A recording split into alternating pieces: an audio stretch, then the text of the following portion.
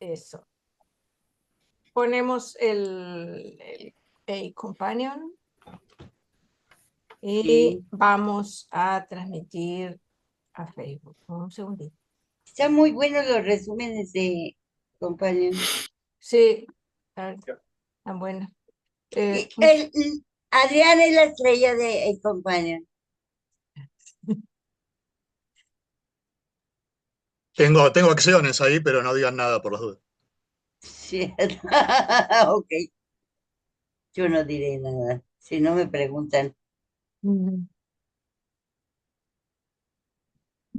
Lee Colbert vino. El hermano habla español, ¿verdad? Sí, Sí, sí. Qué bueno. bueno, a ver si esta vez sí nos sale bien. ¿Cómo? Nada, que no se nos corte esta vez, pero vamos a ver.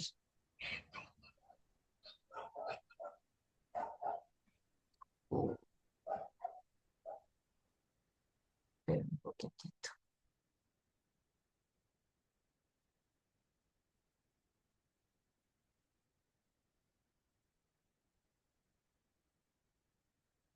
Bueno, estamos en vivo en Facebook, en la página El Libro de Urantia, Verdades Reveladas. Ahora vamos a la página de Urantia América Latina para retransmitir. Nada más un segundito.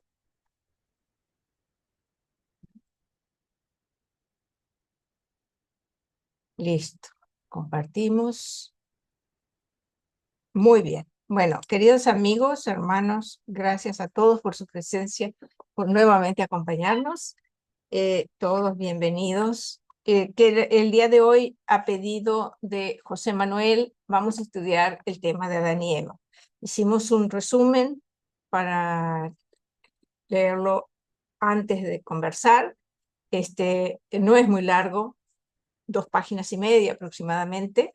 Y en la próxima reunión, primero Dios, estudiamos el tema de la falta, las causas y las consecuencias de la falta, ¿sí? Entonces, para iniciar, ¿a quién le gustaría, por favor, hacer una oración? Alfonso, adelante, gracias, Alfonso.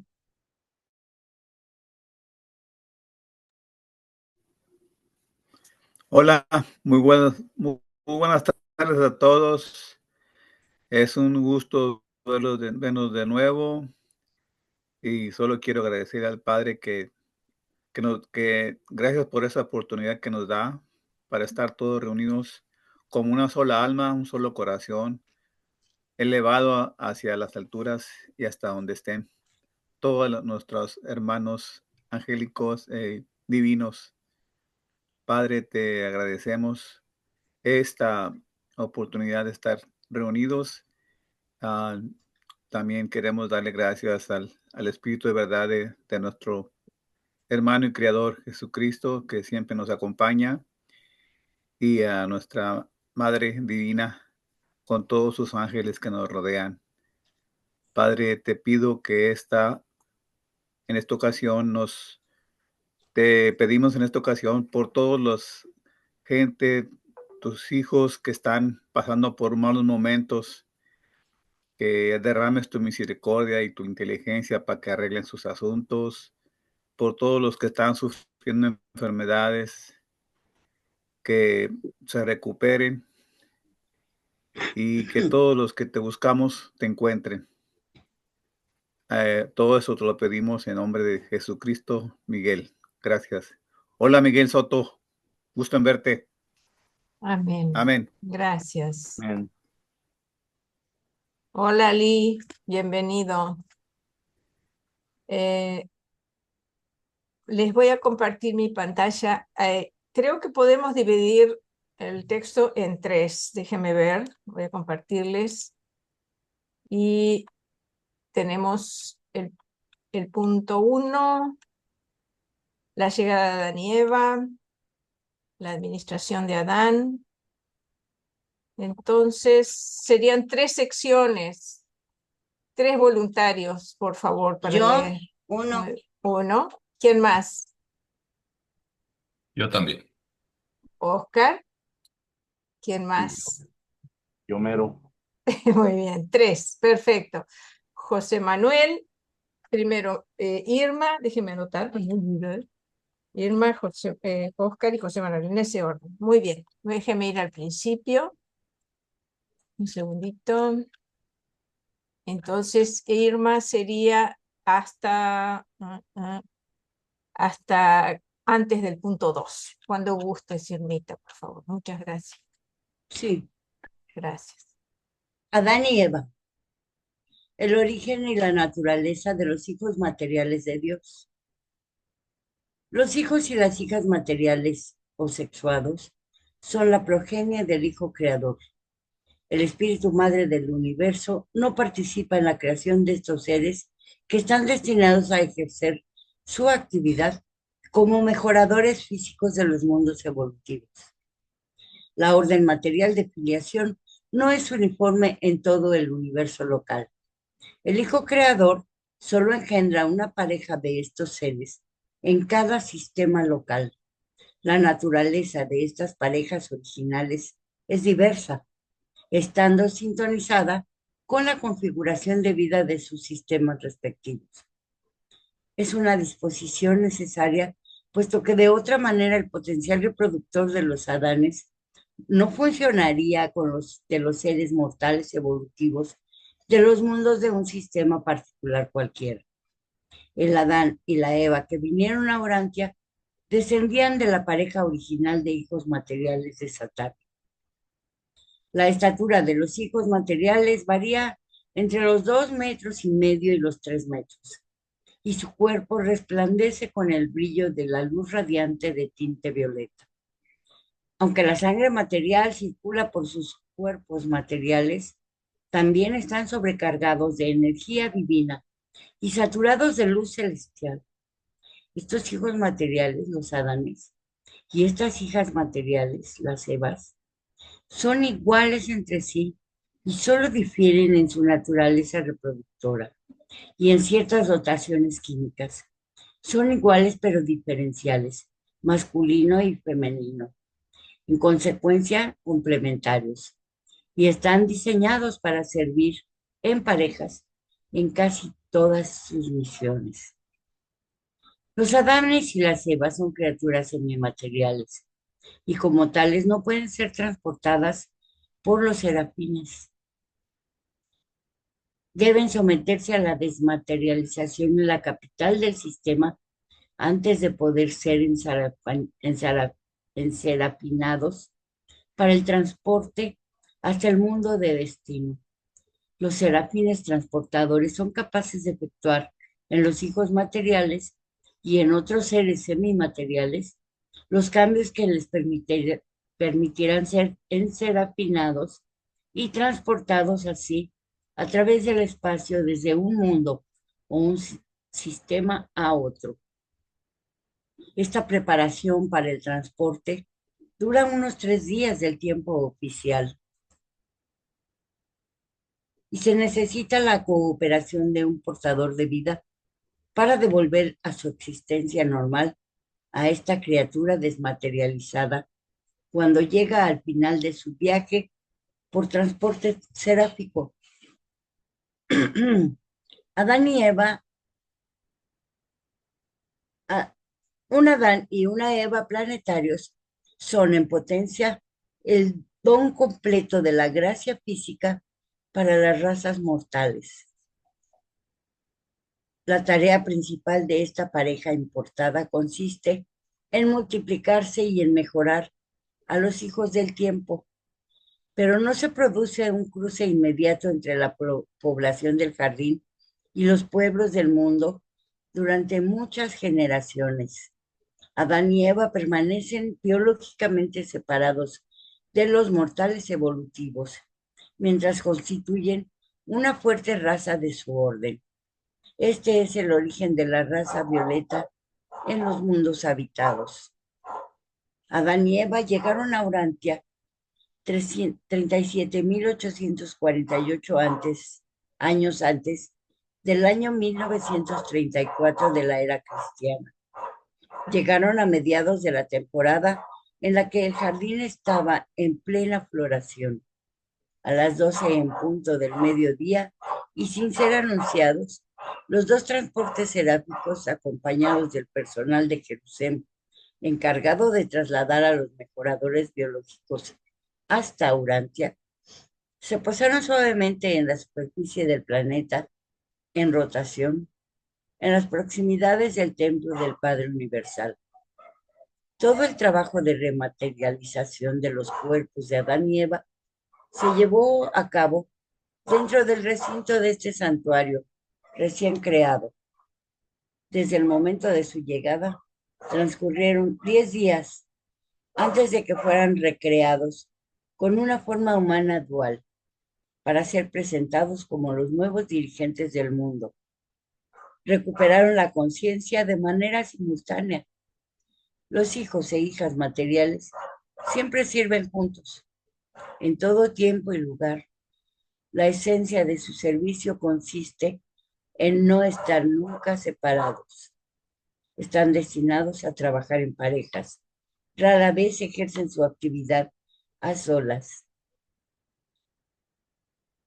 En la época en que fue escogido para venir a Urantia, Adán estaba trabajando con su cónyuge en los laboratorios de pruebas y ensayos físicos de Jerusalén. Llevaban más de 15.000 años como directores del Departamento de Energía Experimental aplicada a la modificación de las formas vivientes. Mucho tiempo antes de esto, habían sido instructores de las escuelas de ciudadanía para los recién llegados a Jerusalén. Todo esto debe tenerse presente en la memoria en relación con la narración de su conducta posterior en Orante. Gracias. Gracias, hermanita. Oscar. Por favor.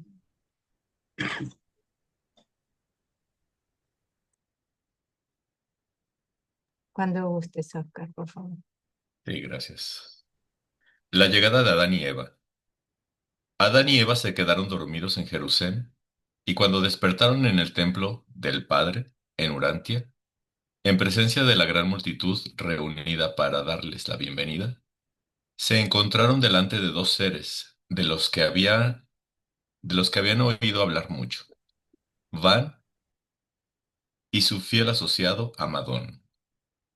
Estos dos héroes de la secesión de Caligastia fueron los primeros en darles la bienvenida a su nuevo hogar jardín. Aquel día hubo una gran animación y alegría en todo el Edén, mientras que los corredores se apresuraban en llegar al lugar donde se encontraban las palomas mensajeras reunidas de todas partes, exclamando: «Soltad las palomas, que lleven la noticia de que el Hijo prometido ha llegado». Año tras año, cientos de colonias de creyentes habían mantenido fielmente la cantidad necesaria de palomas criadas en sus hogares precisamente para esta ocasión. Poco después de despertarse, Adán y Eva fueron escoltados hasta la recepción oficial en el gran montículo situado al norte del templo. Esta colina natural había sido ampliada y preparada para la instalación de los nuevos dirigentes del mundo. Es aquí donde, a mediodía, el comité de recepción de Urantia dio la bienvenida a este hijo y a esta hija del sistema de Satania. Amadón era el presidente de este comité, que estaba compuesto por los 12 miembros siguientes: un representante de cada una de las 6 razas Sanjiks, el jefe en ejercicio de los intermedios, Anán, una hija leal y portavoz de los noditas, Noé, el hijo del arquitecto y constructor del jardín, y ejecutor de los proyectos de su padre fallecido, y los 2 portadores de vida residentes.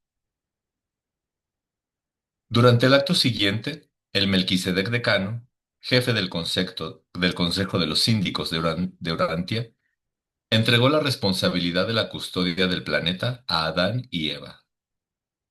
El hijo y la hija materiales prestaron juramento de fidelidad a los altísimos de Norlatiadec y a Micael de Nevadón. Iván los proclamó gobernantes de Urantia, renunciando así a la autoridad nominal que habían tenido durante más de 150.000 años en virtud de una decisión de los síndicos Melquisedecs. Adán y Eva fueron revestidos con túnicas reales en esta ocasión, la de su instalación oficial como gobernadores del planeta. No todas las artes de Dalmatia se habían perdido en el mundo. La tejeduría aún se practicaba en la época del Edén. Entonces se escuchó la proclamación de los arcángeles, y la voz transmitida de Gabriel ordenó que se pasara lista por el segundo juicio de Urantia, para el segundo juicio de Urantia, y la resurrección de los supervivientes dormidos de la segunda dispensación de gracia y misericordia del planeta 606 de Satania. La dispensación del príncipe ha pasado. La era de Adán, la tercera época planetaria, se inicia en medio de unas escenas de sencilla grandiosidad, y los nuevos dirigentes de Urantia empiezan su reinado en unas condiciones aparentemente favorables, a pesar de la confusión mundial ocasionada por la falta de cooperación de su predecesor en autoridad en el planeta. Gracias, Oscar. Un José placer. Ma- Gracias. José Manuel, ¿quieres Sí, continuar? Gracias. claro. La administración de Adán, punto número 5. Dice, los síndicos Melquisedecs permanecieron de servicio durante cerca de 7 años después de la llegada de Adán. Pero finalmente llegó el momento en que entregaron la administración de los asuntos del mundo a Adán y regresaron a Jerusalén. La despedida de los síndicos ocupó un día entero. Durante el anochecer, cada Melquisedec dio a Adán y a Eva sus consejos de despedida y les expresó sus mejores deseos. Adán había pedido varias veces a sus consejeros que permanecieran con él en la tierra, pero estas peticiones siempre fueron denegadas.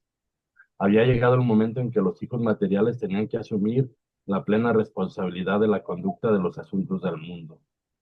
Así pues, los transportes seráficos de Satania partieron del planeta a medianoche con 14 seres hacia Jerusalén, ya que el traslado de Eván y Amadón se produjo al mismo tiempo que la partida de los 12 Melquisedecs.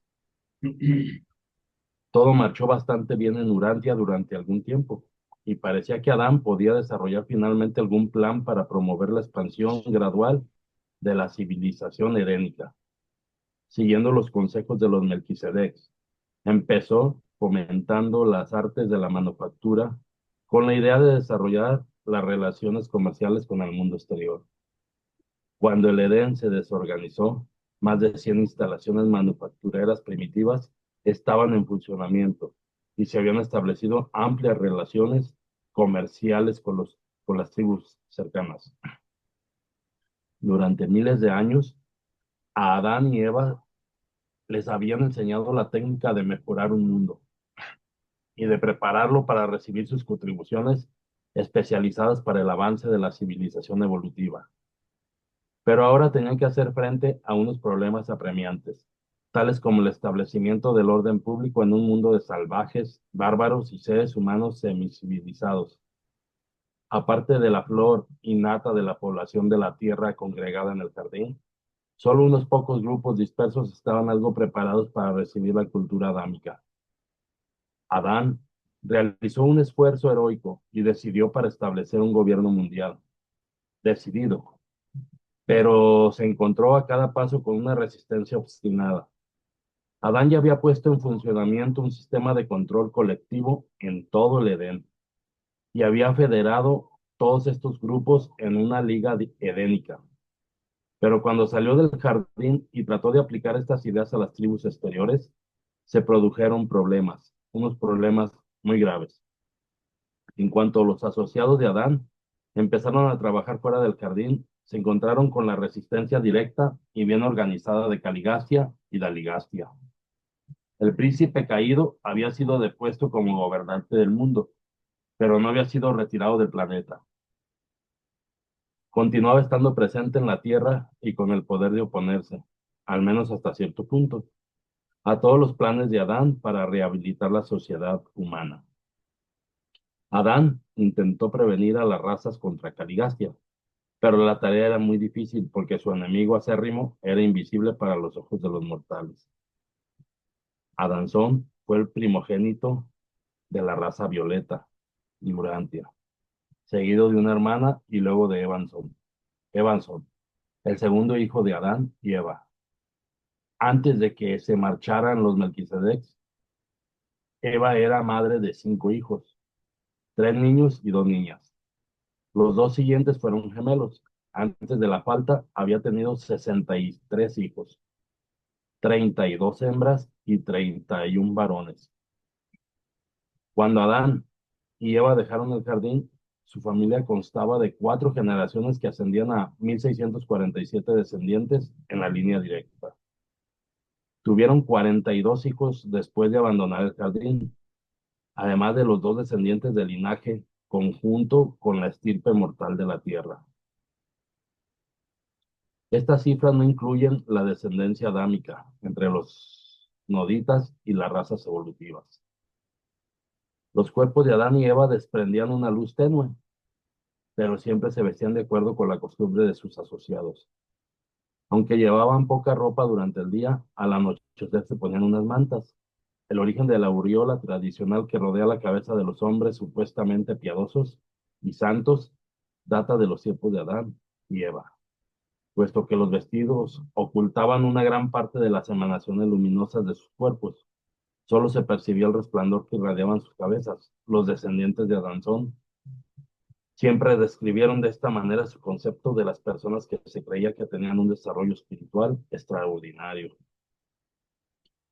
Adán y Eva podían comunicarse el uno con el otro y con sus hijos directos hasta una distancia de unos 80 kilómetros. Este intercambio de pensamientos se efectuaba mediante las delicadas cavidades de gas situadas muy cerca de sus estructuras cerebrales.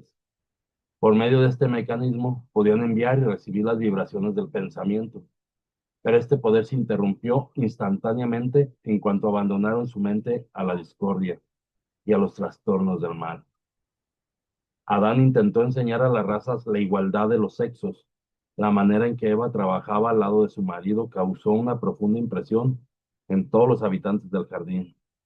Adán les enseñó claramente que la mujer aporta, de igual modo que el hombre, los factores de la vida que se unen para formar un nuevo ser. La humanidad había supuesto hasta ese momento que toda la procreación residía en las costillas del padre. Habían considerado a la madre como un simple recurso para nutrir al nonato y amamantar al recién nacido. Adán enseñó a sus contemporáneos todo lo que podían comprender, pero comparativamente hablando, no fue gran cosa. Sin embargo, las razas más inteligentes de la Tierra esperaban con impaciencia el momento en que se les permitiría casarse con los hijos y las hijas superiores de la raza violeta. Qué mundo tan diferente hubiera sido Urantia si se hubiera llevado a cabo este gran proyecto para mejorar las razas. Aún así, la pequeña cantidad de sangre que los pueblos evolutivos obtuvieron fortuitamente de esta raza importada ha producido unos beneficios extraordinarios. Así es como Adán trabajó por el bienestar y la elevación del mundo donde residió. Pero conducir a estos pueblos mezclados y mestizos por el mejor camino era una tarea muy difícil. La edad de oro es un mito, pero el Edén fue un hecho, y la civilización del jardín se derrumbó realmente. Adán y Eva continuaron en el jardín durante 117 años, y entonces, a causa de la impaciencia de Eva y de los errores de juicio de Adán, se atrevieron a desviarse del camino ordenado, y atrajeron rápidamente un desastre sobre sí mismos y un retraso ruinoso sobre el desarrollo progresivo de toda Urantia. Gracias, José Manuel. No. Voy a detener y Víctor, adelante, por favor. Mire, yo tengo, aquí tengo, apunté con 4 preguntitas cortitas, pero sí quisiera que me ayudaran, por favor, donde empezó el estudio, en el 51.1.1, donde dice, los hijos e hijas materiales o sexuales, aquí dice o sexuales, son la progenie del Hijo Creador. El espíritu materno del universo no participa en la producción de estos seres que están destinados a funcionar como elevadores físicos en los mundos evolucionarios. Bueno, aquí sí le entendí, pero bien claro, así yo quisiera que me ayudaran desde el principio. Los hijos materiales o sexuales son la progenie del Hijo Creador. El espíritu materno del universo no participa. ¿Cómo sería ahí la explicación, Jenny, por favor? O O sea, alguien. ¿cuál es tu pregunta? Sí, pues, ¿cómo no? ¿En qué forma no participa? Que Eh, la Madre Divina sí, colabora con el Hijo en el diseño del tipo de criatura, pero ok, él, quien crea efectivamente a los hijos materiales, a los originales, a la pareja original, es solo Cristo sí, Miguel. Él los crea, son materiales de carne y huesos, además de su naturaleza sintonizada con los circuitos de vida del universo y qué sé yo, pero son creados por Cristo Miguel, los ok, originales. sí. Oiga, bueno, ok, sí, gracias. Y aquí yo tengo, dice, espíritu materno, significa, así como lo leyeron aquí ustedes, la Madre Divina, La Madre Divina, el espíritu creativo, ¿verdad? espíritu materno, Ajá, Madre Divina, es todo el sí, mismo ser, ok. la Oiga, consorte de Cristo Miguel, sí, bueno, gracias. Y luego, cuando hablas de la dispensación, esa fue la primera dispensación, ¿verdad? la segunda. O la segunda. Fue la O se entonces, ¿hubo resucitación también ahí? ¿Te acuerdas cuando leímos, estudiamos lo de Andoni Fonta? Que Andoni Sí, Fonta durmieron el sueño de la muerte, por así decir, 500.000 ajá, años. Cuando sí, llegó el príncipe fue el primer resurrección dispensacional, la primera de todas, o sea que todos los seres sobrevivientes en alma y personalidad, desde Andoni y Fonta, que fueron los dos primeros, hasta la ajá, llegada del príncipe, todos los que habían muerto habían permanecido como sobrevivientes durmientes. Y ajá, se hizo la primera resurrección dispensacional cuando llegó el no, príncipe, y cuando llegaron a la tierra fue la segunda resurrección la dispensacional. segunda, ok, está bien, entonces, gracias. Y luego, cuando dice que Caligasta era invisible, cuando llegó Adán y Eva, pero antes también era invisible, Siempre fue invisible para los seres siempre fue, humanos. No, y, oh, Adán y Eva sí ok, los podían ver, pero, sí, pero los seres igual humanos, ahorita, ¿verdad? Igual ahorita es invisible, sigue siendo claro, invisible. sí será. Oye, ¿cómo sería el gas? ¿Eh? Lo del mito, ah, a edad de ese mito que habla, ¿a qué se referirá? ¿A qué te refieres? No entiendo. Donde dice el, el- edad de oro, el mito de la edad de oro. Ah, la edad de oro, sí. A ver, Sí, espérate, vamos a... Eso no sé si lo leímos, no me acuerdo. sí, sí lo leímos, porque aquí lo tengo yo apuntado, pero Espérate un segundo. no Déjame sé a qué buscarlo se refiere. porque no... Sí, Déjame checar, un segundito. Un momentito. Mito. Ah, la edad de oro, la sí, edad de oro de la humanidad, una edad de oro teórica, de un pasado perfecto, de que la humanidad era una maravilla. Eso es un mito, eso no existió es, nunca. No oh, a eso por, se refiere. a eso se refiere, pero vendrá eso bueno, no recuerdo yo si viene en la Torá, eso del mito de oro, no recuerdo, La pero edad de ahora, oro sí, es una creencia de que el hombre sí, cayó en el pecado original, que el hombre sí, el pecado, ok, era sí. perfecto y cayó. Todo eso es mito, todo es invento, no es cierto. Sí, porque todavía la No Iglesia existe. Católica Sí, explica eso, sí, sí. no es Bueno, ok, cierto. está bien, gracias. Y nomás la última, el gas, ¿Eh? El Ellos gas, tenían unas camaritas de gas en sus cabezas, ajá, cerebros, que les permitía comunicarse hasta una distancia de unos 70 kilómetros con su pensamiento. con el Adán puro y pensar, Eva, sí. entre Adán y Eva solamente. Esa, cuando ellos, cuando la falta, eso se les cortó, esa comunicación que Sí, tenían. Eso es la sí, única cosa que existió en el planeta, en algunos seres de carne y huesos, que se puede llamar telepatía. O sea, Le lo que se cerraron le, el suministro de gas, ¿verdad, Jenny? ¿Cómo? Le cerraron el suministro de gas, ¿verdad? Eso. ajá. Claro. Entonces, lo que se le llama telepatía vendría siendo eso.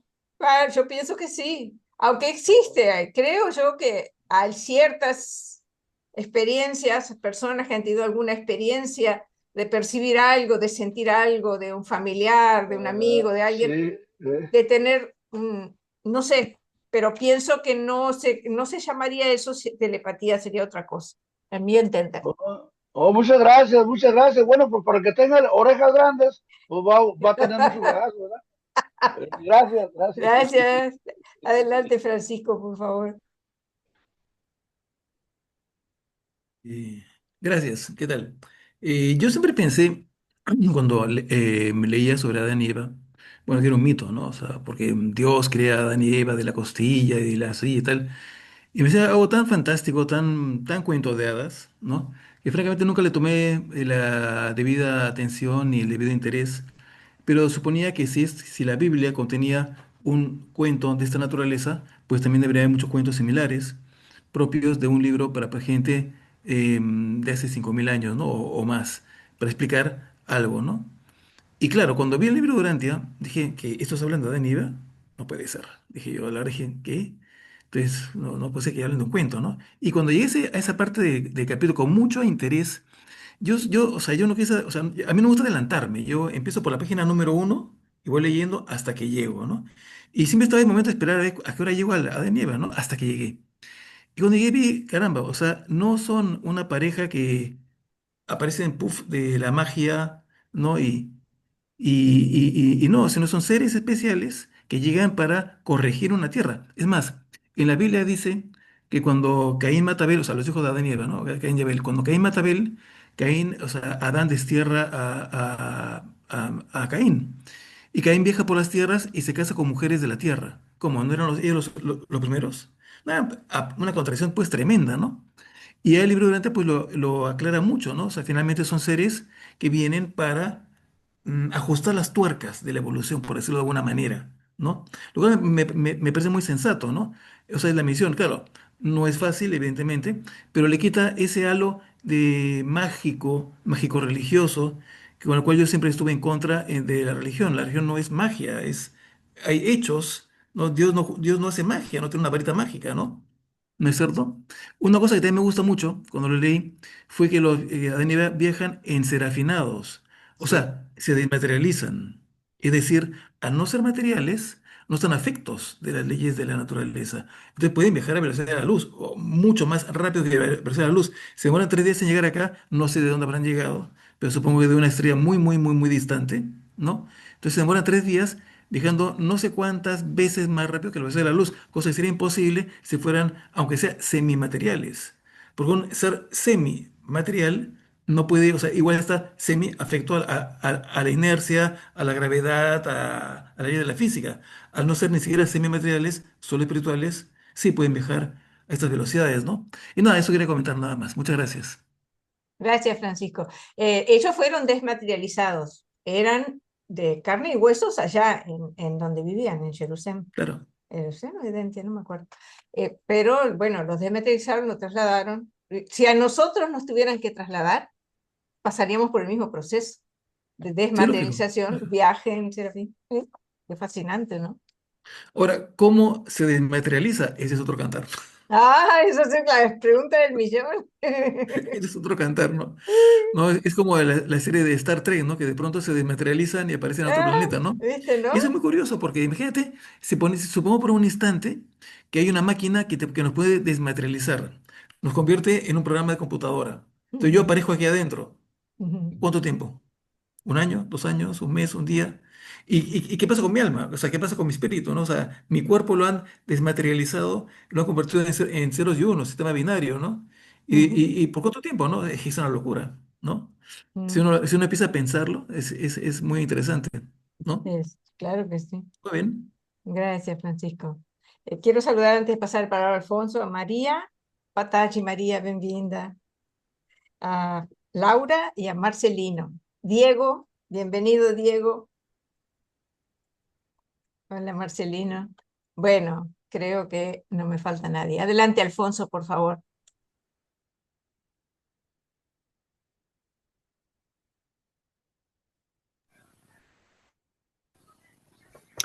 Solamente una pregunta, ¿y no sería mejor decir los transportadores seráficos? O sea, cuando dicen transportes, yo me refiero se refieren como, me suenan como a naves o aparatos, ¿verdad? Y, o sea, los transportes seráficos, o sea, como si es un autobús o un avión. Pero si decimos los transportadores, que eran los ángeles, eso es otra, ya estamos hablando de serafines que están haciendo eso, ¿verdad? Digo, yo nomás en la manera que está escrita, nomás no sé si está correcta o no. Es todo. Y, ¿Qué? y, y, y mis hijos tienen el poder de la desmaterialización. Cuando ¿Ah, los sí? buscas para que vengan a limpiar su cuarto, se desaparecen. Gracias, Alfonso. Adelante, Octavio, por favor.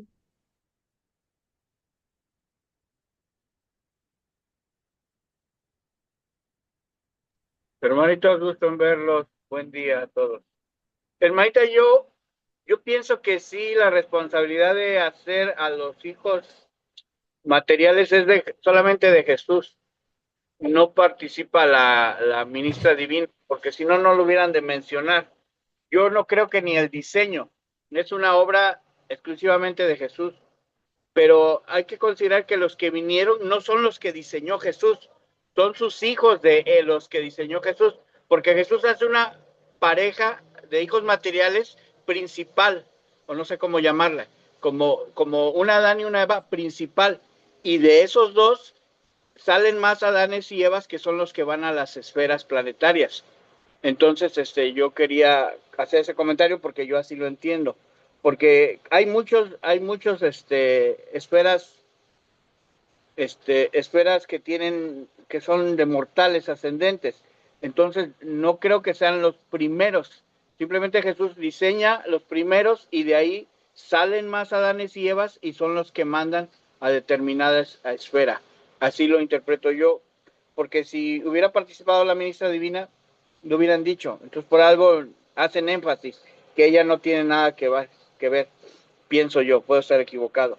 Y quería yo hacerle una pregunta a todos, o si usted quiere, ¿por qué hacen énfasis de esas capas reales? No le entiendo el sentido de por qué decir que los vistieron con capas reales. Creo que son a los únicos que vistieron de esa manera. No sé qué es lo que quieran dar a entender y quisiera oír su opinión. Gracias y gusto en saludarlos. Porque ni Jesús usó capa real, ni Melquisedec, ni Caligastia, pero en el caso de ellos sí lo menciona. Entonces, no sé por qué. Ahora, también algo que es bueno considerar, los que eran responsables en un inicio de la espiritualidad de la esfera era Caligastia. Ellos venían más como una situación de procreación, de elevar la raza biológica. Y muchas veces como que también se les hace responsable de la elevación espiritual. Yo considero que sí pueden contribuir, pero el que más tiene esa responsabilidad son los príncipes planetarios, que son los que elevan espiritualmente a la raza, que en este caso pues no fue posible. Por eso ellos tuvieron muchísimos problemas. Gracias.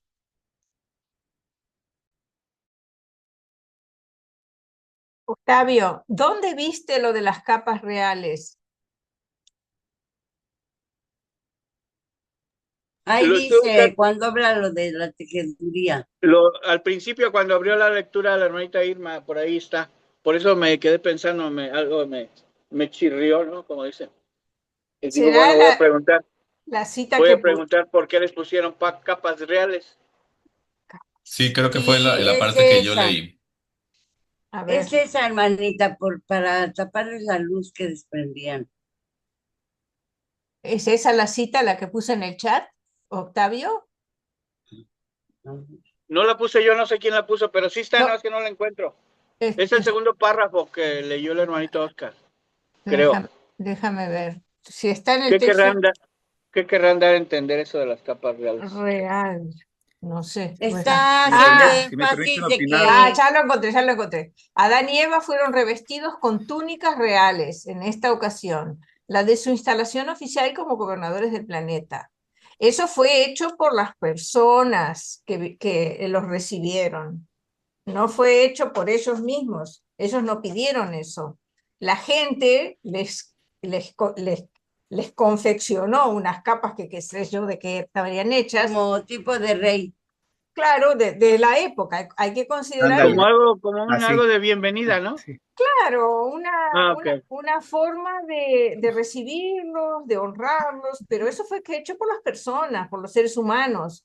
No que Adán y Eva hayan pedido eso ni que lo quisieran. Nada más, eso es lo que pienso. Ok, gracias. A ti, gracias. Es la Eh, idea que tenían de los que fueran reyes que usaban ese vestimenta. Era la idea de los reyes se vestían así de esa seguro, manera. Y por eso seguro. lo hicieron igual. Eso es lo que yo entiendo Sí. también, ¿cierto? Sí, sí. Eh, adelante, José Manuel, por favor. Pero se dejaron querer, ¿no? Y bueno, si los estaban honrando, no van a rechazar el honor. Ellos eran los gobernantes del mundo. Tenían que considerar a las personas y los honores que les querían hacer, tratarlos con respeto, no enemistarse con ellos, no tratarlos mal, rechazar el honor que les hacían, ¿verdad? Entonces, apenas estaban encontrándose por primera vez. Y Creo que más adelante hay otro párrafo donde creo se los empiezan a adorar o algo así, y ellos sí, dijeron que no, que a ellos no se les debe adorar, sino que al Padre. Creo que hacen esa aclaración. Ahorita me acordé. Gracias. exacto, eso mismo. Muy bien, ahí está bien claro. Tienes razón. Adelante, José Manuel, por favor. Sí. Eso de cómo los transportaron no me queda muy claro. Yo sé que los desmaterializaron, pero una pregunta a lo mejor absurda. ¿Tienen alma ellos o solamente nosotros? Ellos tienen, como decir, una naturaleza, son seres creados, son personales, tienen personalidad, pero no tienen alma, porque el alma es una generación hecha por la mente humana y el ajustador para que el ser humano pueda sobrevivir. Es el vehículo de sobrevivencia. Entonces, originalmente los Adán y Eva no tienen alma porque no están generando una sobrevivencia. Entonces, Tampoco ¿qué es tienen. qué es lo Sí. que transportan? ¿Su personalidad o qué es lo que transporta? Deben de tener una naturaleza de tipo espiritual. Yo no recuerdo haber leído exactamente cuál es su naturaleza en el sentido espiritual, pero obviamente si son seres, los originales, son seres creados, y los hijos son similares a los padres y estaban sintonizados con un circuito de sostén de la vida, que creo que era un circuito mental, si no me equivoco, no me acuerdo muy bien. Si alguien se acuerda, por favor, este, pero no eran seres que necesitaban desarrollar una sobrevivencia, eran eternos de por sí, a no ser que lo que pasó, ¿no? Que transgredieron el plan pero recibieron ajustadores. No sé si eso responde a tu pregunta, Sí, José Manuel, perdón, disculpe. en gran parte sí. Bueno, y eso ya lo averiguaremos en Morón, si no llevo prisa. Sí. Otra cosa, Jesús vino y nos enseñó del reino. De hecho, ya lo había hecho Melquisedec y posiblemente también Adán y Eva, pero me llama la atención mucho lo de los templos del Padre, Dalamatia, etc, etc. Desde allá venimos acarreando lugares sagrados, se puede decir, y eso confunde mucho al ser humano. Yo lo connoto ahora con los católicos, que salones del reino de los testigos de Jehová, que lugares como la luz del mundo, qué sé yo, estas religiones donde te dicen, ve al templo, ahí está el Padre, ahí lo encuentras, cuando pues el verdadero templo somos nosotros mismos. Ah, rayos. Solamente quería hacer esa connotación porque si en ese entonces batalló Jesús y Adán y Eva, Melquisedec, a una hora seguimos batallando con eso porque es en serio que, vaya, no le puedes hablar a la gente de que ahí no está la Virgen, por decir, ahí no está Dios, Él vive en ti. Es muy difícil romper con eso. Imagínense en ese tiempo que estaban todavía más salvajes de Adán y Eva, pues no, los entiendo ahora, su falta, su desesperación.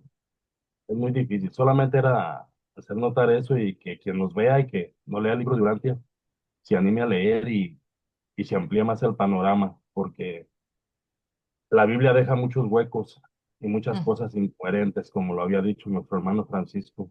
Eso de cómo Adán y Eva, que del lodo, en sí venimos del lodo, pues la vida en sí. Ahí los portadores de vida plantaron la vida, en el agua, todo en la tierra, pero es muy distinto a Adán y Eva. Qué bueno que existe este libro. Gracias a Dios por habernos dado esta revelación. Muchas gracias, hermanos. Gracias, José Manuel. Amen. Si me permites, el hecho de que existiera un templo es adaptado a las humanidades primitivas, ignorantes, que necesitaban, primero que era un lugar de reunión, pero la adoración siempre se enseñaba que era al Padre, no a un templo. El templo era simplemente un lugar de reunión. Y además,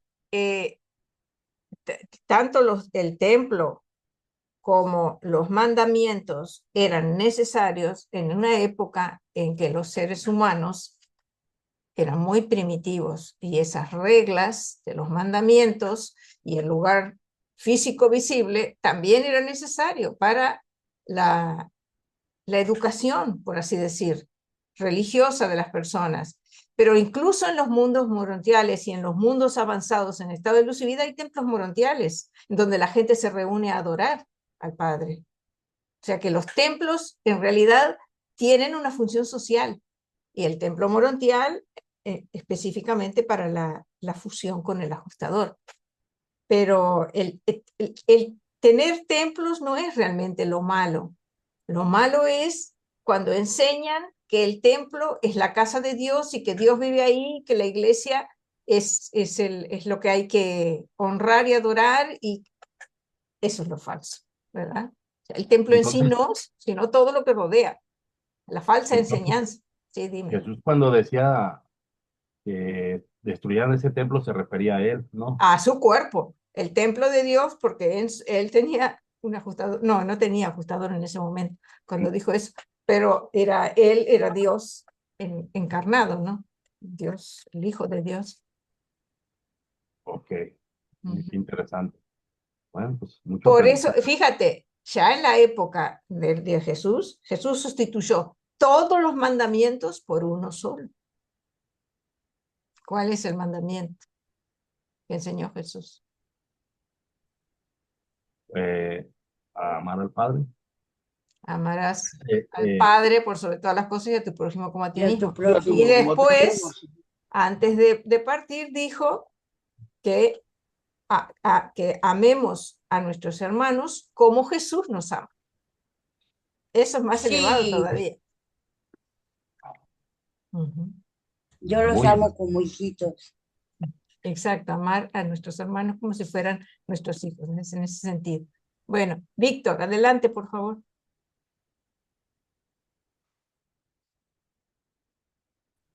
Mire, yo, nomás para hacer una pequeña aclaración de lo que se habla de la diferencia de lo que es la Torá, el Tanaj y la Biblia. ¿Por qué? Por esta razón, por esa razón. La Torá es la más cercana a las escrituras de todas las Biblias, hablando del Antiguo Testamento, porque están más cercanos los escritos de Esdras y lo que está recopilado. El Tanakh son los 5 libros, es lo mismo. La diferencia está en que es nomás por decir el Antiguo Testamento, ahí no viene el Nuevo Testamento, que habla la vida de Jesús. No, esa es la diferencia. La Biblia es nuevo Antiguo Testamento y Nuevo Testamento. Esa es la diferencia, por eso la Biblia, ¿verdad? Entonces es muy diferente lo de la Torah, porque no trae el Nuevo Testamento, no trae la vida de Jesús. Esa es una pregunta que se ha hecho acá, que por qué si es lo mismo, pero no, no es lo mismo, porque no, la Biblia sí, la Biblia sí. Y además, cuando hablo del Antiguo Testamento, no coordinan, hay ciertas cosas que no coordinan de acuerdo a la Torah, pero bueno, eso nomás era todo.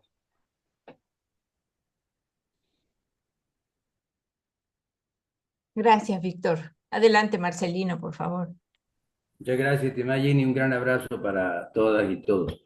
Bueno, mire, muy interesante lo que he podido captar hasta ahora. En cuanto a lo que nuestro hermano Octavio dice, pues no olvidemos que el hecho de túnicas reales tiene que ver también con el hecho de que, claro, no exigieron ellos eso y tampoco era el objetivo, pero se les entregó el máximo mandato del planeta, es decir, vienen a sustituir a lo que pudiera ser el príncipe planetario. De manera que incluso los Melquisedec, que estaban a cargo de toda esta situación tan tensa de la rebelión, entregaron a Adán y a Eva el cargo del planeta, es decir, esta enorme responsabilidad. De manera que tenían jerarquías muy importantes que, por supuesto, no tienen nada que ver con ser objeto de adoración, pero unas altas jerarquías. Entonces, como tal, pues reinaban en el planeta y pues aceptaron pues estas túnicas reales por eso, aunque no aceptaron la adoración. Por ese lado. Por otro lado, muy interesante la pregunta de José Manuel con respecto a el alma. No olvidemos que la pareja de Adán y Eva original para cada uno de los 10 pedacitos, perdón, 10.000 pedacitos de universo local que se llama sistema de mundo, cada uno de los sistemas tiene una pareja de Adán y Eva original creado directamente por el Hijo Creador. No participa la ministra divina en esta creación, así como los serafines o las serafinas, tampoco participa el Hijo Creador, son creados directamente por la ministra divina. En el caso de el Adán y la Eva original, que cada sistema de mundos tiene, va a producir una progenie, una prole, una cantidad de hijos e hijas que vendrían a ser nietos del Hijo Creador, Micael de Nevadón, y una pareja de esos nietos fueron los que vinieron al planeta. De manera que son creados, por supuesto, en condiciones semi-espirituales, en condiciones semi-materiales, y tienen niveles espirituales de acuerdo pues a su creación y de acuerdo a su trabajo, a su labor. Entonces, por supuesto, no hay un alma como tal porque no son exactamente de origen evolutivo como el humano, sino de una creación directa, las originales, las parejas originales, y por supuesto ya viene un proceso de procreación de esas originales a una familia de Adanes y de Eva. Entonces, en ese sentido, pues son seres que tienen esa capacidad de servicio, pero cuando hay la decisión, después de mucho servicio y después de un éxito en un planeta o en cualquier otro servicio, ellos se humanizan. ¿Qué significan se humanizan? Que bajan a los niveles de recepción de ajustadores. Entonces se les conecta un ajustador al igual que lo hacen los seres intermedios, para poder avanzar hacia el paraíso celestial. Entonces, eso es muy interesante, ¿no? No es que bajan de nivel, sino que se hacen receptivos de los ajustadores, tal como el humano pudiera ser receptivo cuando toma su primera decisión moral.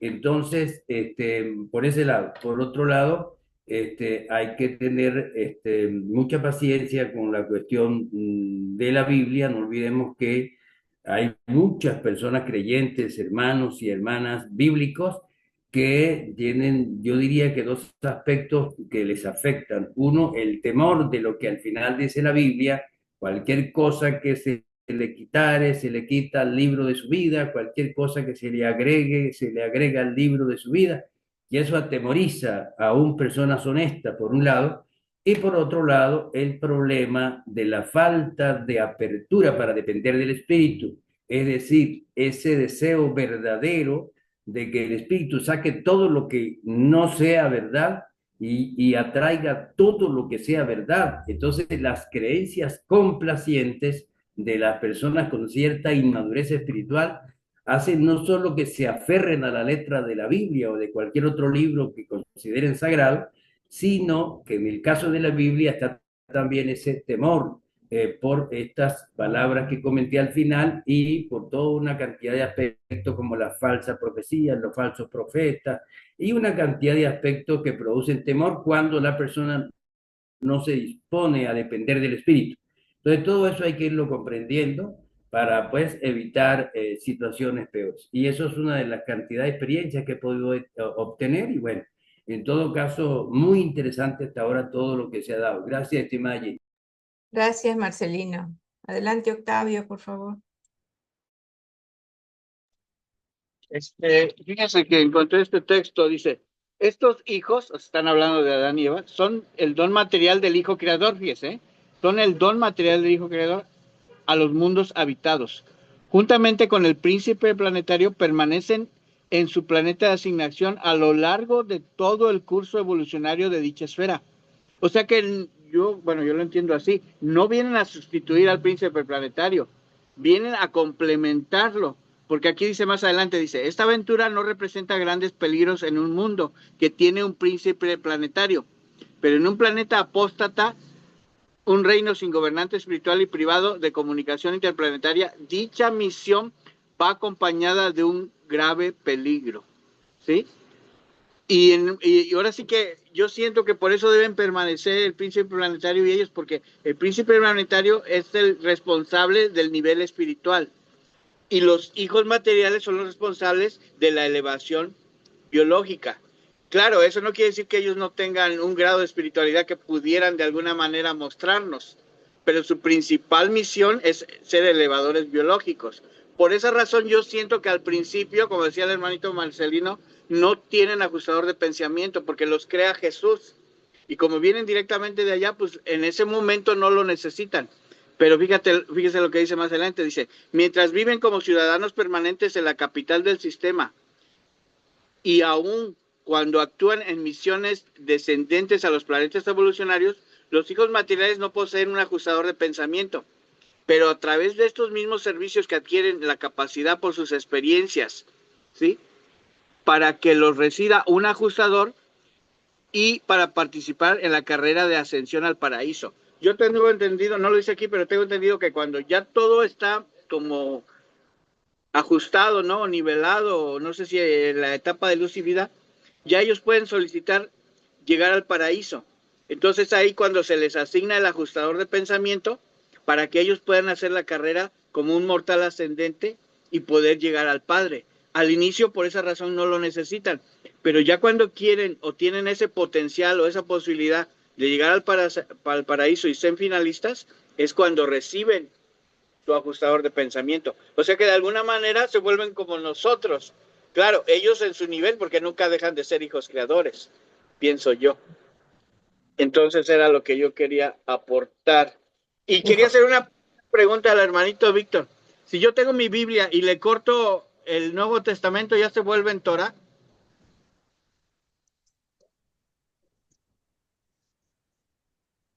¿Sí me escuchó? Sí, claro, claro. Mire, O sea, esa es si la yo tengo pregunta. una Biblia y la corto el Nuevo Testamento, ¿ya es un Torah? ¿Ya es una Torah? Bueno, porque es la diferencia, lo que le contesté Irmita. La diferencia de la Torah es que no viene agregado el Nuevo Testamento. Son los 5 libros del Tanaj, nomás. O sea, es lo único que le hace diferente. Yo pensé que habría algo más, algún contenido que pudiera parecer que tiene que ser la Torah especial, vamos. Sí, en la Biblia por eso es Antiguo y Nuevo Testamento. Y acá no, acá es la pura Torah. Sí, la puros 5 libros nomás. Ok. Y como Entonces ya tengo expliqué, Torah, hermano, porque tengo varias Biblias. Voy a cortar una. Gracias. bueno, pues, Pero bueno, estoy mirando, Adrián. si quieres conocer la Torah, mira, aquí está, transmitida, o sea, transliterada de hebreo a español. Es la más cercana. Cuando le preguntaron al maestro los apóstoles que les hablara de las escrituras, les habló de estos libros. Les dijo, no toda, no es palabra de Dios, no, pero les empezó a explicar lo que era de él y lo que no era. Aquí está. Gracias, hermano, gracias. Sí. Gracias, Octavio. Gracias, Oiga, Víctor. y por último, sobre las construcciones. Ya es por el último, hermanita, ya le dejo la palabra a otro hermanito. Es que no debemos de olvidar que ¿Se te cortó, Octavio? ¿Octavio? bueno, ¿me Sí, escuchan? ahora Ah, sí. ok, perdón. Sí, sobre las construcciones, es que el mismo libro lo dice, todos los seres de cualquier realidad se necesitan construcciones, se necesitan, pues me imagino dónde en un momento dado reunirnos, porque recuerden que cuando, por ejemplo, en las etapas de luz y vida hay un templo especial para cuando vas a fusionarte. Un templo morontial. Entonces, de alguna manera, ahí nos demuestra, y creo que los primeros documentos de la parte 1 del libro dice que todos los seres espirituales y materiales se necesitan construcciones, porque ahí es donde habitan. No, se refiere a que residen en mundos reales, literales. Exactamente. Sí, Ujú. gracias. Gracias, Octavio. Adrián, adelante, por favor. En el nombre sea Sí. de Pablo. Hola, buenas tardes a todos, a todas. Un gusto como siempre. A ver, lamento pincharle el globo a Octavio, ¿no? Pero si tenés una Biblia y le arrancás el Nuevo Testamento, no vas a tener la Torá. Vas a tener una Biblia rota, tan simple como eso. Ni más que eso. La Torá es una parte de lo que se llama Tanaj. O sea, si queremos hacer una equivalencia entre lo que es el Antiguo Testamento para los judíos, el Antiguo Testamento es el Tanaj, que es la Torá, los profetas y lo que ellos llaman los escritos, los Ketuvim. Como bien dijo Víctor, la Torá es otra cosa. La Torá son los 5 primeros libros. Génesis, Éxodo, Levítico, Números y Deuteronomio. Son solamente esos 5 libros. Lo que sería para nosotros, digo, lo que sería para el cristianismo, la Biblia completa, el Antiguo Testamento completo, sería la Torá, que son esos 5 libros, más los profetas y los escritos, los que tuvimos. Así que no, si le arrancamos el Nuevo Testamento solo tendremos una Biblia rota y no otra cosa. Pero la Torá se vende, así que Octavio, si querés tener una Torá, puedes ir a la librería y comprarla, no hace falta romper nada. No rompamos nada y menos libros. Eso primero. Después, con otra cosa que se había comentado también acerca de las consecuencias, ¿no? De una cosa y de otra, de la rebelión y de la falta. Igualmente eso supongo que se verá la reunión que viene, pero como para que quede así como un marco, ¿no? A nivel planetario, o sea, claramente la rebelión de Lucifer, a la que se plegó Caligastia, pero como rebelión sistémica tuvo implicancias sistémicas, o sea, enormes, gigantescas. Ahora, esa rebelión sistémica, debido a la secesión de Caligastia, también tuvo implicancias lógicamente planetarias. Las implicancias de la rebelión planetarias, o sea, para Urantia, tienen más que ver con el ámbito civilizatorio, espiritual y administrativo. Esas fueron las principales áreas, digamos, afectadas por la rebelión de Lucifer, ¿no? Civilizatorio, porque se detiene la labor de las escuelas de Dalmatia y no se avanza en todas las artes histórico-culturales que son forja de una civilización. Espiritual, porque también se frena ese avance de la revelación del príncipe. No nos olvidemos que el príncipe y su séquito eran también una revelación. Por lo tanto, se frena la revelación, por lo tanto, se frena el trabajo espiritual. Y administrativo por el aislamiento. El aislamiento, aunque a veces no se comprende bien y no se entiende bien, el aislamiento es fundamentalmente administrativo. El aislamiento afecta a las capas altas digamos, de los líderes y de las dirigencias planetarias a las que se les cortan los circuitos de comunicación interplanetaria y con los niveles de realidad superiores. Eso es el aislamiento. O sea, es un aislamiento fundamentalmente administrativo. Entonces, administrativo, civilizatorio y espiritual serían las causas de la rebelión en el planeta. Con la falta, como bien estuvimos diciendo hasta esta hora, al ser los hijos materiales elevadores biológicos, la principal consecuencia es esa, es biológica y social. Había planteado, creo que Octavio, si también no había un componente espiritual ahí. El componente espiritual ahí, de retraso espiritual en lo de la falta adánica, tiene que ver con el retraso evolutivo racial, precisamente, porque sabemos que a mayor desarrollo racial, ya sea orgánico y físico, también inevitablemente es acompañado por un mayor desarrollo espiritual. O sea, la elevación física, biológica, orgánica, material de los seres humanos también deriva a la larga en un mayor desarrollo espiritual. En ese sentido también hay un retraso espiritual. Pero el retraso espiritual per se, y grande y definitivo, en cuanto a lo sucedido, se da por la rebelión de Lucifer y no tanto por la falta. O sea, lo espiritual está encadenado a lo físico, material, orgánico, en la falta. Así que ahí está la diferencia, ¿no?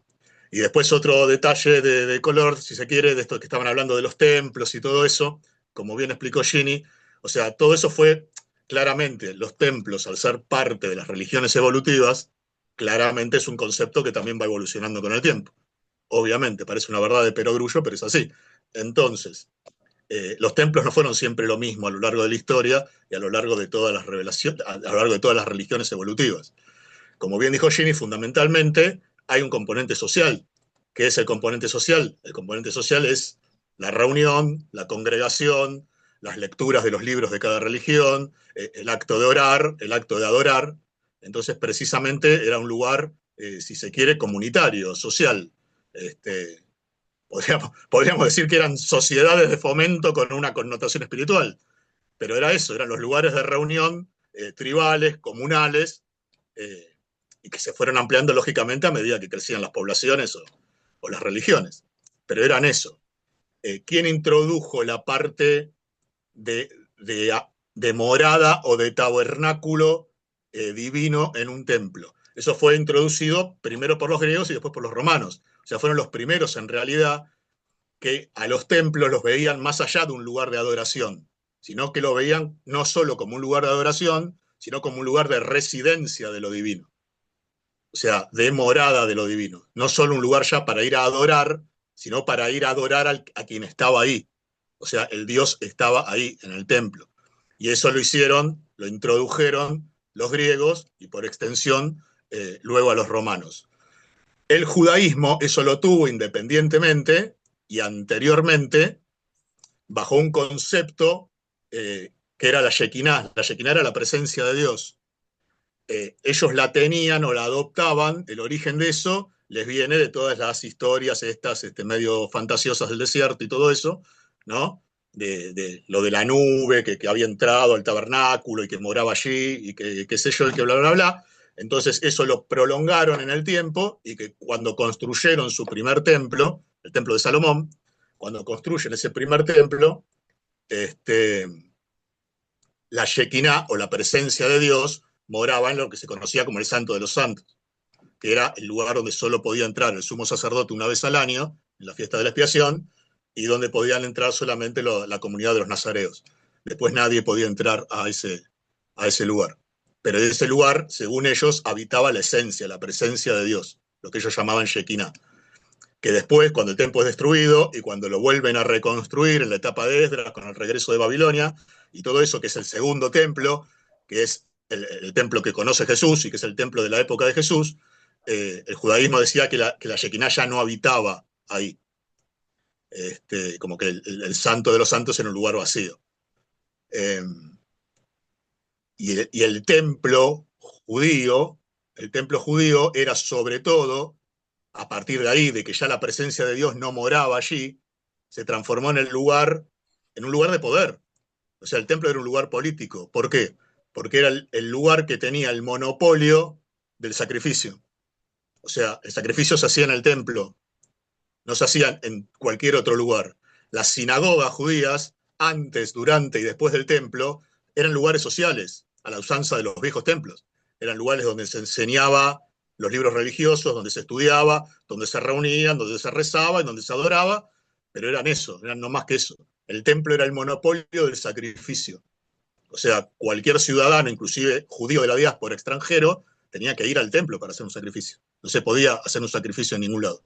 Por lo tanto, el monopolio del sacrificio otorgaba dinero y por lo tanto el dinero otorgaba poder. Poder económico, poder social y poder político. Entonces el templo era eso, era el monopolio del sacrificio. Y eso mismo, las dos cosas, son las que hereda el cristianismo. El cristianismo original, el cristianismo primitivo, no tenía lugar de oración, o no tenía un lugar de templo, obviamente. ¿Por qué? Porque era una religión perseguida durante siglos. Por lo tanto, se reunían en casas.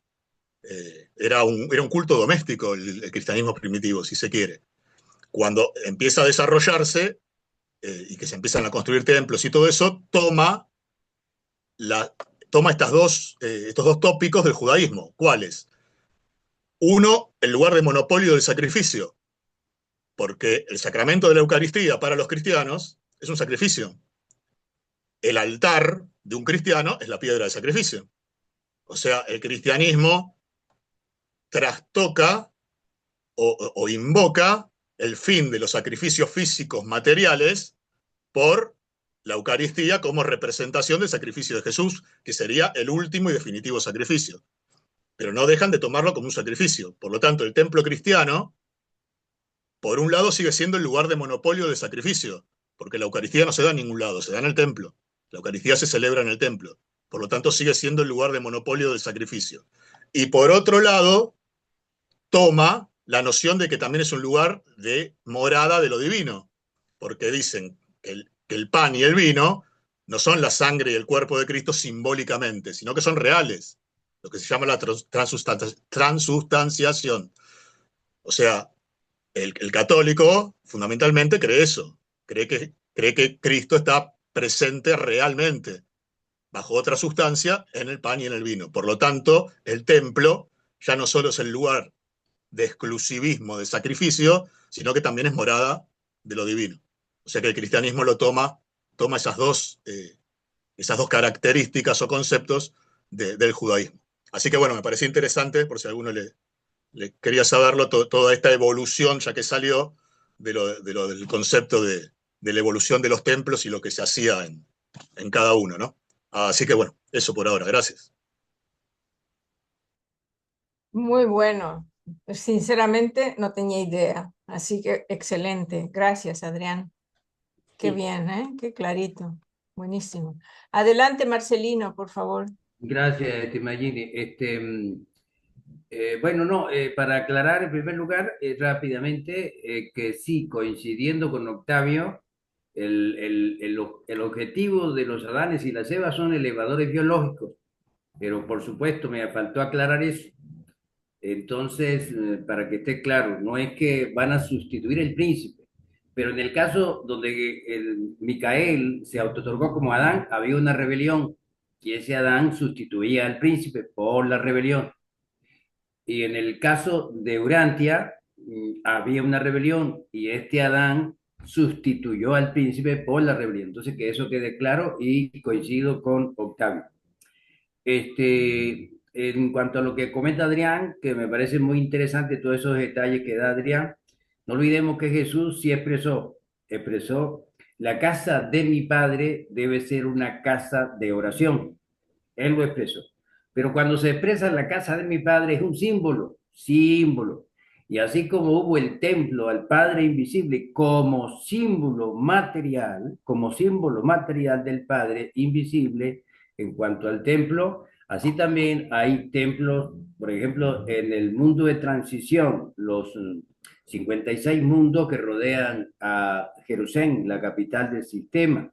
Hay 7 de ellos que son de transición y el mundo número 7 es el mundo al Padre. Ahí también hay un templo donde se adora al Padre invisible porque todavía no se puede ver. Entonces, cuando hay templos construidos, son símbolos para que no solo se haga oración, sino para la adoración de un Padre en el cual creo, pero no veo. Entonces hay un lugar, pues, propicio para eso. Y esa es la forma simbólica que Jesús quiso dar a entender cuando dijo, la casa de mi Padre es una casa de oración y ustedes la han convertido en cueva de ladrones. Y bueno, allí fue fuerte porque allí, como dicen los reveladores, le provocaron la indignación característica a Jesús, heredada especialmente de María, ante ante las circunstancias injustas, y actuó y controló esa indignación para bien. Cuando nosotros a veces nos indignamos, no controlamos y hacemos algo malo, pero él hizo lo bueno. Cada vez que hubo alguna indignación, la controló para bien, para bien. Aun cuando hay algo muy interesante en la boda de Caná, yo siempre he reflexionado sobre eso. Y en la boda de Caná dice, mucho le pesó a Jesús la reacción que tuvo con su madre ante las lágrimas de la mamá. Basta, basta, madre, porque María lloró. Entonces, eso de mucho le pesó a Jesús me ha llamado muchísimo la atención, ya que Jesús es humano perfeccionado. Eso quería compartir, estimada Jim. Gracias, Marcelino. Un momentito, permíteme, Octavio, déjame compartirles a nuestros amigos que nos están acompañando en Facebook. Nuestra amiga Rosalía Cartagena Sánchez dice buenas tardes a todos. Dice Rosalía, ya estaba la manufactura textil y creo que era personalizada para ellos. Entiendo que se refiere a las vestimentas que les dieron a Adán y Eva cuando llegaron. Esto es un ejemplo de que la experiencia tanto de nuestros hermanos de las realidades superiores como la de nosotros enriquece el aprendizaje y abre la puerta a nuevos méritos. Me refiero al recibimiento del ajustador para estos seres. El asunto del ropaje real me hace recordar que la confusión heredada por la rebelión hace que entre nosotros, los seres humanos, sea bien visto a los que tienen un estatus superior que los demás, y no es así, ya que estar en un puesto de gobernante, ya sea presidente, gobernador, ministro o monarca, no implica trato preferencial, sino que están en un estatus igualitario ante su pueblo, solo que tienen un encargo de responsabilidad del cual tienen que rendir cuentas. Si hablamos de monarquía, el único es Jesucristo, los demás solo tienen el deber de desempeñar su papel de manera ejemplar. Muchísimas gracias, Rosalía. Excelente reflexión. Ahora sí, Octavio, adelante, por favor.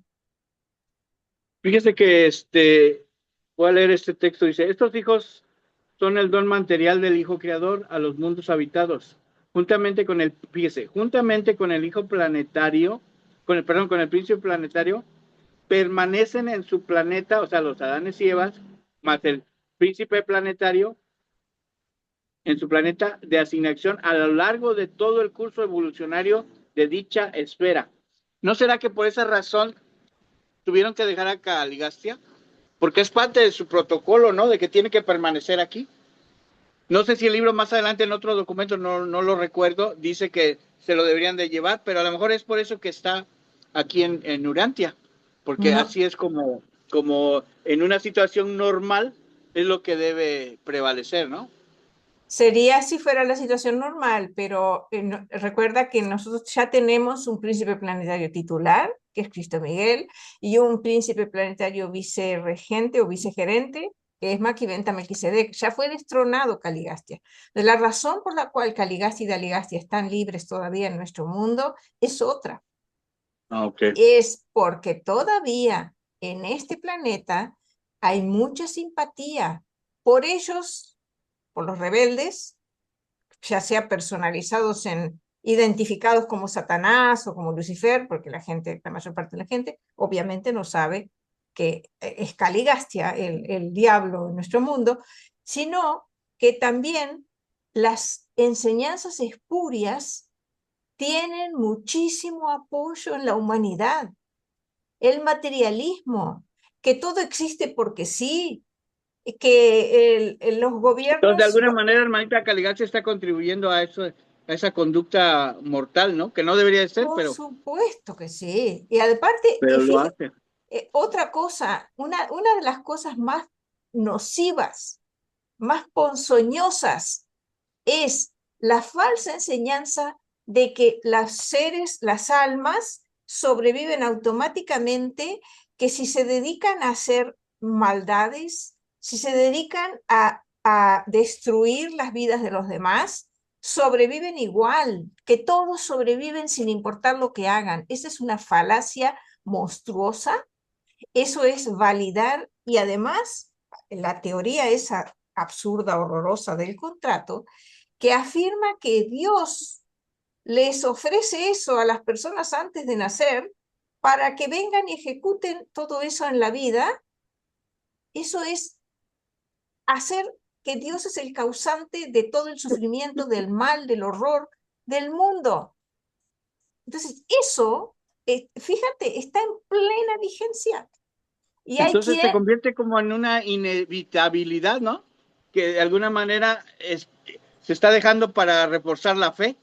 No, en realidad creo que es porque no se puede cortar, pero es un mandato de la ministra divina. Sí. No se puede cortar de manera arbitraria un proceso que se deriva de manera normal y natural de la rebelión. No se pueden interrumpir arbitrariamente. Eso tiene que tener una resolución que sea justa, de acuerdo a la ley divina. Entonces, Claro. sí, esa es la interpretación que hizo, hay un artículo buenísimo, se los recomiendo, yo siempre se los menciono, ¿Qué que es pasó? un análisis que escribió Chuck Thorston, está publicado en el grupo Verdades Reveladas, si alguien quiere buscar en el archivo, ahí está, si alguien lo quiere, con gusto se lo mando. Él analiza todos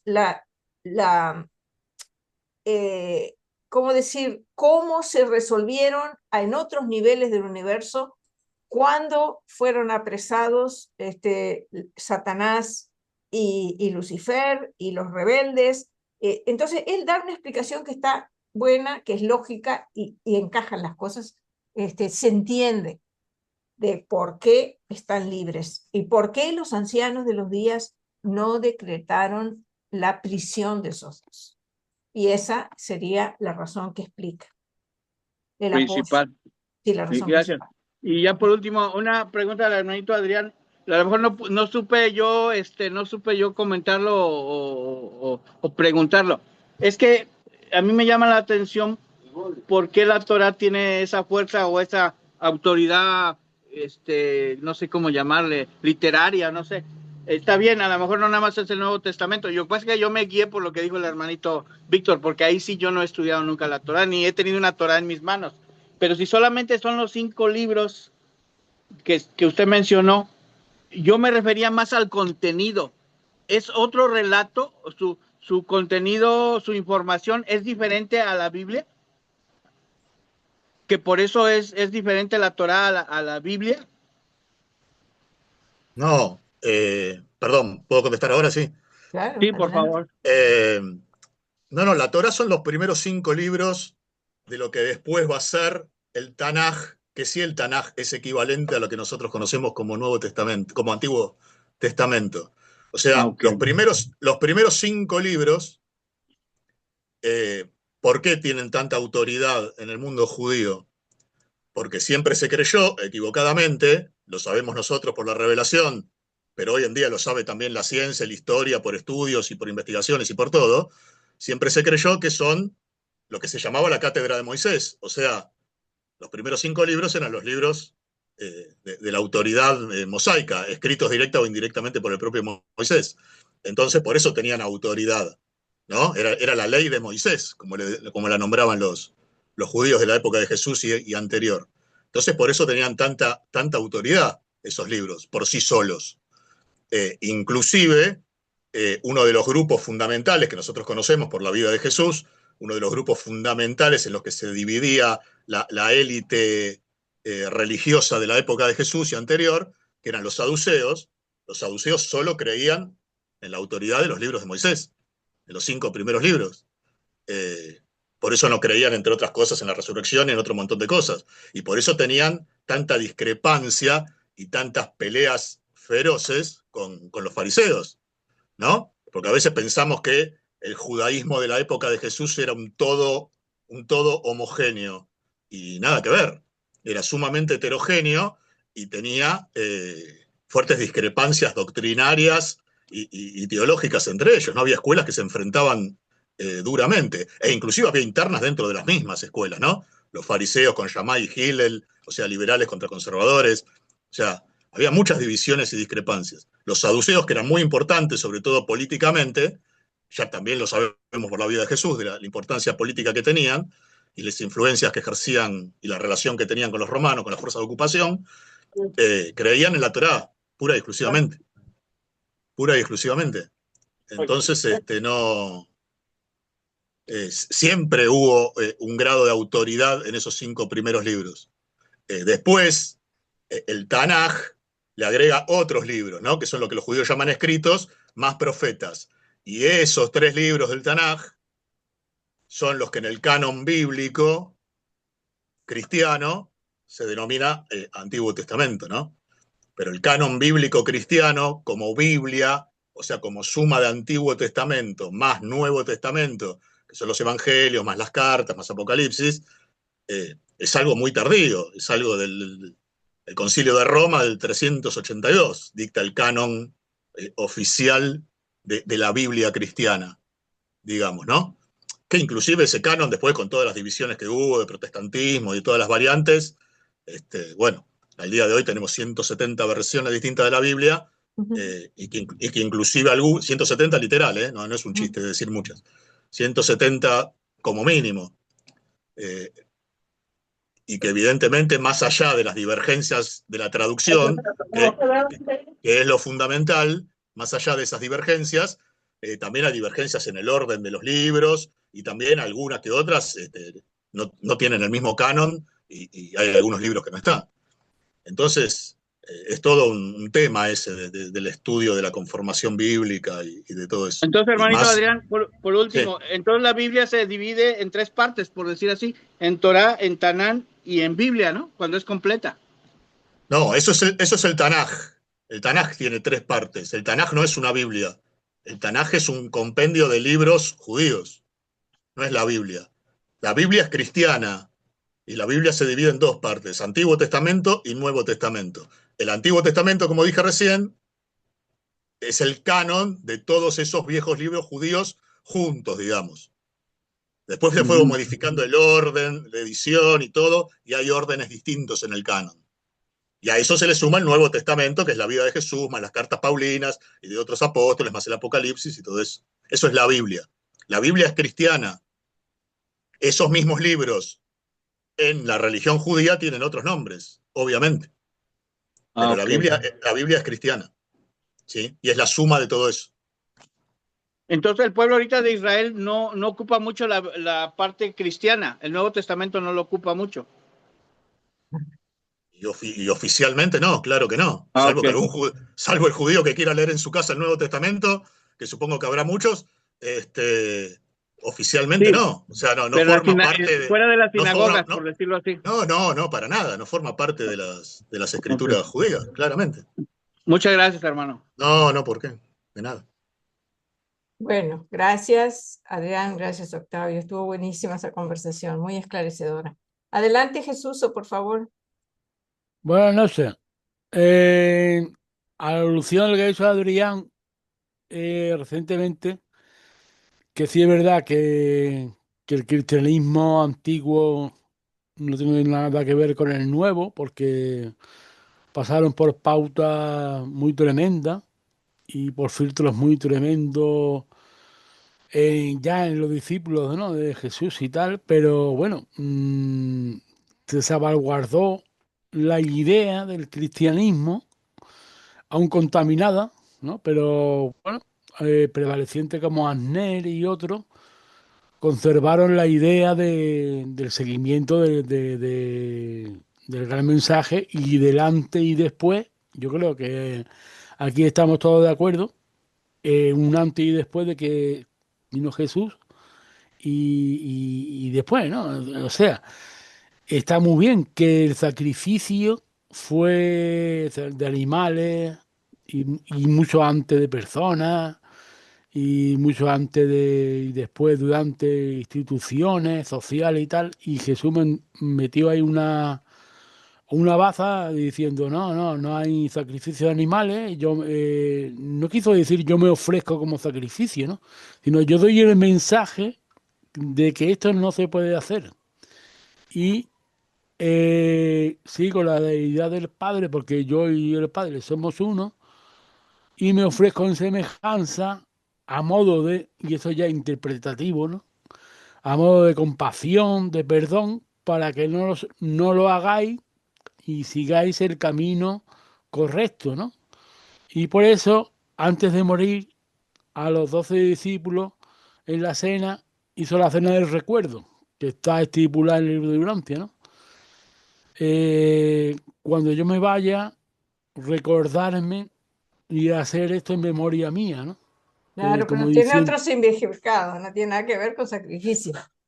claro, quiere decir que no hay nada de sacrificio, lo dio el mensaje real. Claro. Y él tampoco fue sujeto de sacrificio, sino sujeto de educación y de mensaje, que después Pablo y tal y algunos tergiversaron. Vale, sí, correcto. Pablo hizo cosas, pero el único sacramento que hay en el libro de Urantia es la cena del recuerdo. O sea, hacer esta memoria mía. Se olvidó el sacrificio, y el sacrificio es el alma. Somos nosotros, no somos animales, somos nosotros, entre comillas, ¿no? Porque eso hay muchas interpretaciones personales, ¿no? Bueno, gracias, Pero, Jesús. pero existe, ¿no? O sea, reivindico que existe, que la Eucaristía verdadera que hizo Jesús y que está narrada en el libro de Urantia existe y se está dando en los Estados Unidos, en algunos países, pues lo están rememorando, ¿no? O sea, sin problema. Gracias, Eh, Jesús. Gracias, Jesús. Adelante, Víctor, por favor. Gracias, gracias, muy amable. Mire, hay un documento donde el maestro explica bien, muy clarito, lo que son las escrituras, ¿verdad? Muy claro, habla ahí, es una enseñanza muy profunda. Ahora, de lo que la primera pregunta que le hizo el hermano Octavio al bro, aquí de Argentina, eh, esa, bueno, yo se le voy a recalcar porque la pregunta fue de que si era o no diferente. Yo se lo voy a volver a recalcar en el sentido de que todas las Biblias, todas las transcripciones que existen, todas, son muchísimas. Ninguna, vuelvo a decirlo, ninguna está más acertada que la Torá, porque la Torá fue escrita esa viene desde los escribas, desde Esdras. Por eso es la razón de que cuando, vuelvo a decir con lo que dije ahorita, cuando le preguntaban al maestro, el maestro les enseñaba, digo, ahí está el documento, está muy claro, no crean esto, pero no crean esto, y crean esto y esto, les hace la diferencia de lo que son las escrituras. Entonces, esa es la razón que para conocer más el Antiguo Testamento de Biblias, mejor dirigirse a la Torá, más directo, más seguro. Gracias, Sí, Víctor. entonces, mire, ahora, así rápido, el primer comentario que hizo el hermanito de aquí de Argentina cuando habla de la iglesia y todo eso, mire, toda la gente es bella, toda la humanidad es bella, toda sea religión, crean lo que cree, todo es un alma de Dios y todas son bellas. Entonces, digamos, en la iglesia católica se sigue crucificando al maestro en cada misa. Y la gente lo cree de corazón, que en esa galletita, cuando dicen, este es el cuerpo de Cristo y la sangre, y la gente cree, y cuando en esa galletita, entonces pues, su corazón para ellos, y hasta se van de cabeza abajo, porque son sinceras, gente sincera. Y el sacerdote bien sabe que no es así, pero bueno, hasta exacto, ahí. no es Eh, verdadero. Entonces, Disculpa, eh, Víctor. sí, ya. Rápido, por Ahora, favor. lo de Caligastia, arriba de los cielos, y aquí no se vio, era mayor que Adán y Eva.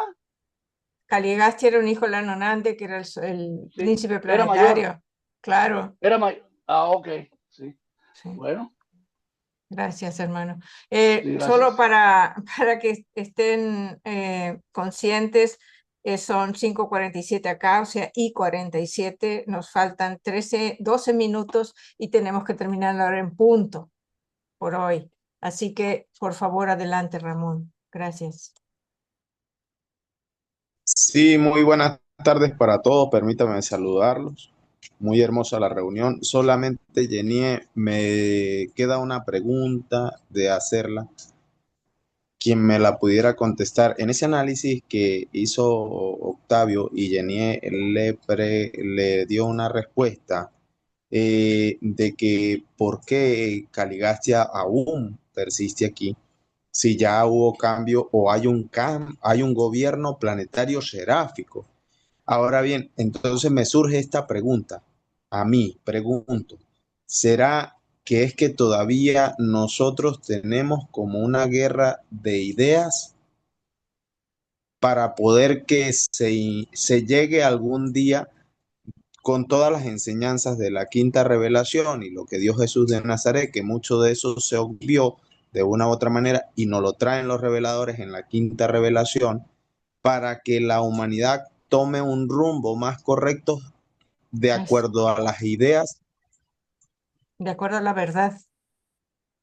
Mira, hay un dato, esto es extra libro Durantia, de lo que los reveladores les dijeron a la comisión de contacto. Ellos le dijeron que Caligasta odia al libro Durantia, lo odia. ¿Por qué? Porque el libro Durantia es el fin de la libertad para Caligasta y él lo sabe, ¿sí? Así que el libro Durantia es muy importante, la difusión, el entendimiento de la revelación, la difusión, no tanto la difusión, sino como la difusión correcta, entendiendo, comprendiendo y viviendo las enseñanzas para que se termine ese aspecto de la revelación. Bueno, no sé si eso respondió a tu pregunta, Ramón. Sí, muy bien respondí a la pregunta. Quiere decir que extra también yo he leído que de una u otra manera se debe erradicar en el tiempo las ideas del comunismo. Eso es algo que también he leído yo extra de la Fundación Durante. Sí, porque el comunismo es enemigo de la religión. El comunismo es ateo. Entonces, y además es enemigo del progreso humano, el progreso individual, la propiedad individual, que es parte importante del desarrollo de la humanidad. Como El dice el desarrollo grupo, creativo. la creatividad, la libertad, muchas cosas. Bueno, disculpen, vamos a pasar la palabra. Marcelino, adelante, por favor. Muchas gracias, estimada Jenny. No, simplemente para pedirles sus oraciones para este trabajo que iniciaré esta semana que entra, que salgo fuera de mi estado para hacia el centro del país a seguir compartiendo y seguir sembrando esta semilla. Y también expresarles que siempre nos alegra enormemente la visita de ustedes en el grupo de Urantia desde el Amor, dirigido por Angelita y otras personas que le ayudan y que bueno, cuando nos acompañan nos alegran mucho. Mañana, por cierto, voy a compartir, ella me ha invitado a compartir una jornada allí en Urantia desde el Amor para compartir pues este proceso de cómo he venido sembrando la semilla durante estos últimos 30 años. Nos alegraría mucho tenerlos con nosotros. Es a las 6 de la tarde, hora Colombia.